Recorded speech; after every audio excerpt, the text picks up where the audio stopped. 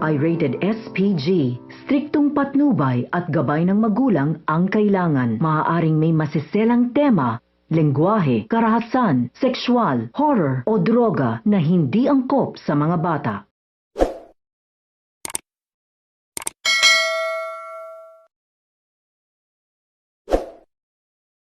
Hello mga kapuso and welcome back again to my channel. So ayun na nga guys, dahil sa matinding pagdududa, direktang tinanong ni Kaloy si Makmak tungkol sa kanyang relasyon dito kay Domeng. Pero sinabihan siya ni Makmak na malayong kamag-anak nila itong si Domeng. Samantala, habang namimili si Nonoy ng sapatos sa tindahan, nagulat siya nang dumating ang kanyang nanay. At nagulat nga ang kanyang nanay nang makita ito.